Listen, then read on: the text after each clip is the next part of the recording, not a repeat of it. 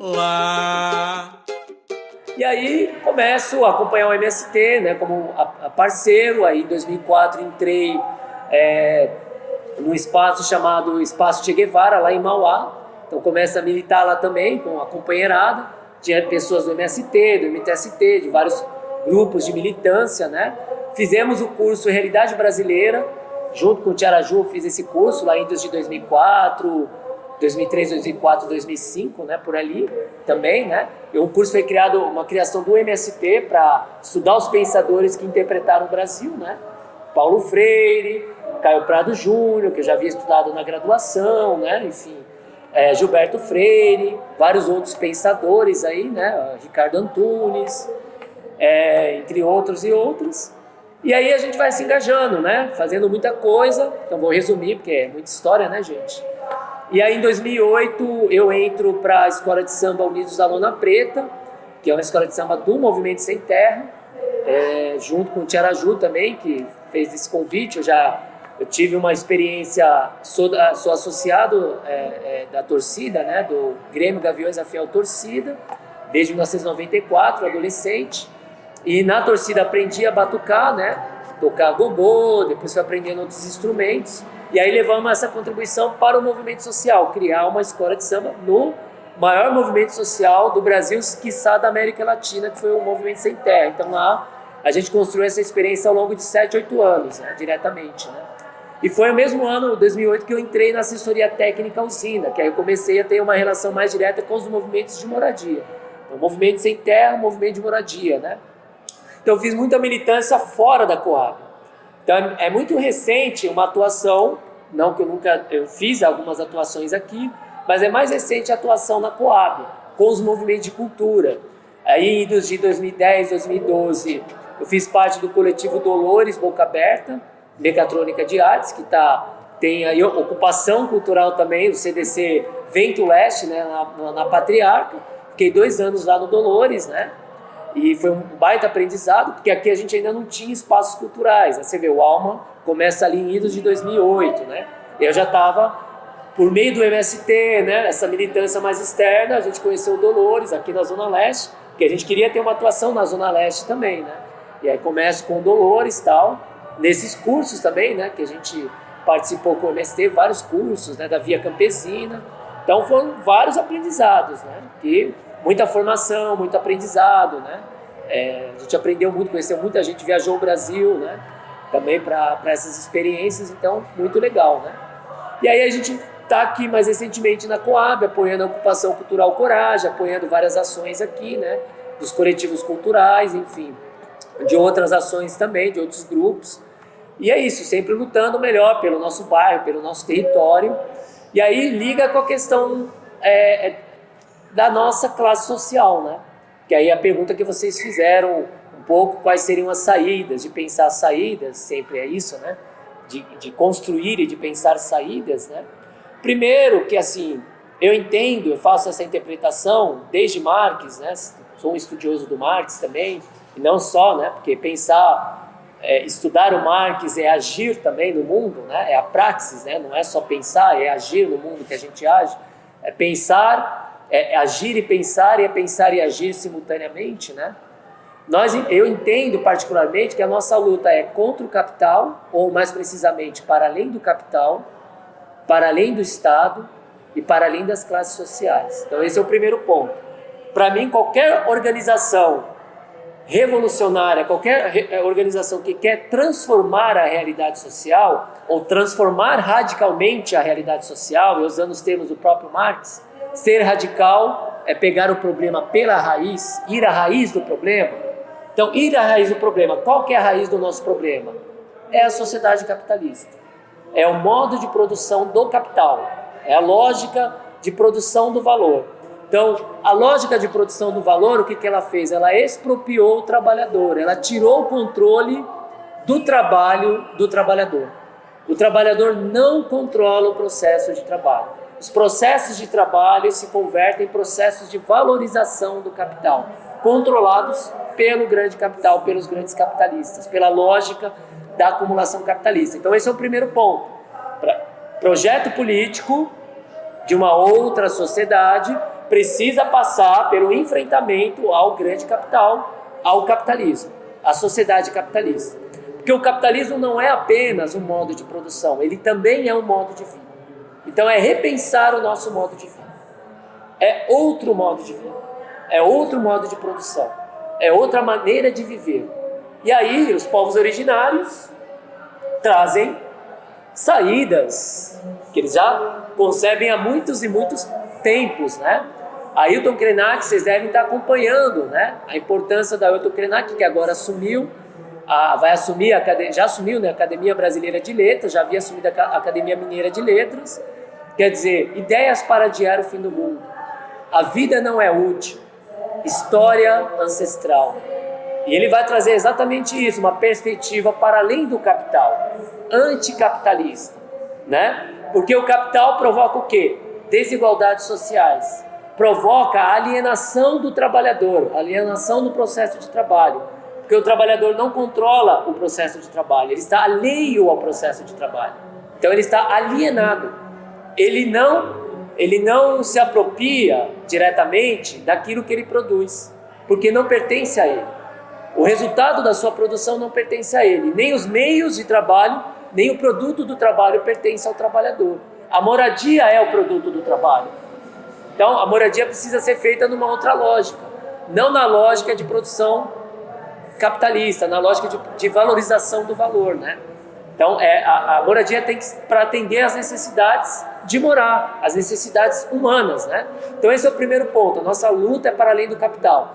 Nossa luta é para além do Estado também, porque é um Estado capitalista. É um Estado, como diria Engels também, né? E aí você tem uma tradição, não só no campo marxista, né? No campo liberal também, mas no campo marxista que vai estudar essas relações de poder por meio do Estado, né? Gramsci, por exemplo, que vai trazer a noção de Estado restrito e Estado amplo, né? Que é uma noção muito importante, a noção da hegemonia, a disputa pela hegemonia na sociedade, né?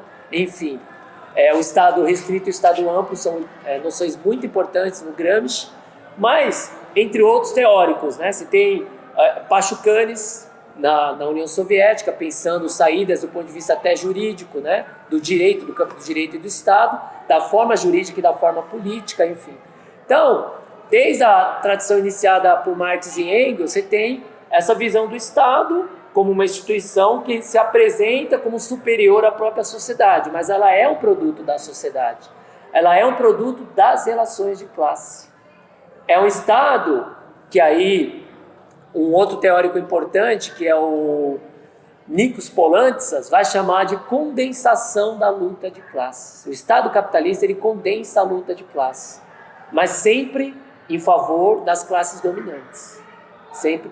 Não é apenas um comitê gestor das classes dominantes, é também a formulação do Manifesto Comunista, mas mais que isso, condensa a luta de classes. É o conflito que a gente está vendo agora, Israel contra o povo palestino, o Estado de Israel, o governo e o Estado de Israel, porque você tem uma parte da população israelense que é contra, que também defende o povo palestino, o direito do povo palestino de ter o seu Estado. Quer dizer, olha o nível que a gente chegou, de defender que os palestinos têm que ter um Estado, e tem que ter um Estado mesmo. Na lógica do Estado tem que ter. Só que a nossa luta é para além do Estado. Porque é um Estado que ele exige para garantir as condições de reprodução do capital. É para isso que existe o Estado. Para garantir as condições de reprodução do capital. E é isso ele vai fazer, vai usar a força para isso, se for necessário. É aquilo que o Max Weber chama de monopólio legítimo da violência, né? Então o Estado ele tem um monopólio legítimo da violência. Israel tem um monopólio legítimo da violência. Os palestinos não. Aí o grupo Hamas, que eles o Hamas terrorista tal e tudo mais, mas não coloca a questão da Palestina, né, do povo palestino, a opressão que os palestinos sofrem, né? Enfim. Então a questão do Estado passa por aí. Isso já estava no Marx também. É para além do capital, mas é para além do Estado, tá? Fazer política para além do que está aí, né? Porque o Estado é uma instituição opressora também, e repressora, opressora e repressora também, né? Ainda que nos permita construir possibilidades, políticas públicas que nos favoreçam, mas elas são limitadas. Então a gente não pode ficar só nessa chave, que é o campo da reforma. Reforma ou revolução, como diria Rosa Luxemburgo, né? São os dois. Em algum momento a gente tem que lutar por reformas, mas a nossa perspectiva tem que ser a revolução, não a reforma. A reforma não pode ser o objetivo último, o fundamento último. Infelizmente a gente está no campo reformista, né? É o objetivo último de muitas organizações, se organizar para as reformas e não para além delas, né? E aí a gente chega ao terceiro ponto, que são as classes sociais. Então, como é que as classes sociais são produzidas na sociedade capitalista? Pela separação, né, dos meios de produção. Então, Marx já tinha desvendado isso. Quer dizer, você tem os detentores do meio de produção e aqueles que não produzem os meios de produção, aqueles que não detêm a propriedade dos meios de produção, são os trabalhadores. São os que precisam vender, são obrigados a vender a sua força de trabalho. Então, aí você já tem ao ponto de partida, entre aspas, da relação de classe. Quem detém, quem controla o trabalho, quem tem os meios de trabalho e quem vai trabalhar para quem detém os meios de trabalho, certo? Aí você já tem uma relação de classe. Só que não é só isso. Isso também está na obra do Marx. Você tem um viés de alguns marxistas, mas talvez reducionistas, né, que pegam só esse critério. Não. No Marx já tinham dois outros critérios para pensar a relação de classe, que é a ação política. A classe, ela se constitui na sua ação política, na sua forma de organização. Então a burguesia está organizada como classe. A classe trabalhadora também precisa se organizar como classe. Classe como partido, tá? Não é o partido da classe, é a classe como partido. Conjunto da classe trabalhadora, né? Então, é na ação política que a classe trabalhadora se constitui como classe também, conscientemente. Aquela história da classe em si e a classe para si, né? Que é até uma concepção hegeliana que o Marx também traz, né? Para a leitura em O Capital, mas que também foi muito inspirado na ciência da lógica do Hegel, na exposição de O Capital, né, do Marx. Uma classe só existe na relação com a outra, que aí a gente chega na relação de classe. As relações de produção determinam a posição das classes, do indivíduo, qual classe social ele pertence. A ação política consolida aquela classe. E a relação entre as classes, só existe burguesia porque existe proletariado e vice-versa. Aí a gente cai no dilema Tostines, né? Então, ou o dilema do ovo e da galinha. Quem nasceu primeiro, o ovo e a galinha, né? Essas três dimensões, elas andam juntas. A gente só está fazendo aqui um recurso didático, né? Para pensar as relações de classe. Então, eu fui estudar, por exemplo, tanto no mestrado como no doutorado, aprofundar esse entendimento da realidade social, trazendo um quarto elemento que ele é meio transversal a esses três, que é o espaço. As relações de classes também perpassam o espaço. Não é possível pensar as relações de classe sem pensar as desigualdades socioespaciais da cidade produzida na lógica capitalista, da separação do trabalhador com os meios de produção, mas também com o produto do seu trabalho, nesse caso aqui, a cidade, a moradia, a praça pública. Então, a gente vive uma dicotomia público-privado. As duas coisas nasceram juntas. A república, que é a coisa pública, que é um termo que nasce lá na Roma Antiga, a res publica, né? Ela nasce na lógica da propriedade privada. Quando Engels está fazendo a análise lá da origem do Estado, da família e da propriedade privada, ele já dá essa chave para a gente, que essas coisas elas nascem juntas. O nosso pulo do gato qual é? É o comum. Aí que está a chave para qualquer organização. O comum é a síntese superadora do público e do privado. Bate o tambor, ai, oi, oi, e treme o chão, que a favela é o mirante desse povo, a fortaleza de uma gente em união.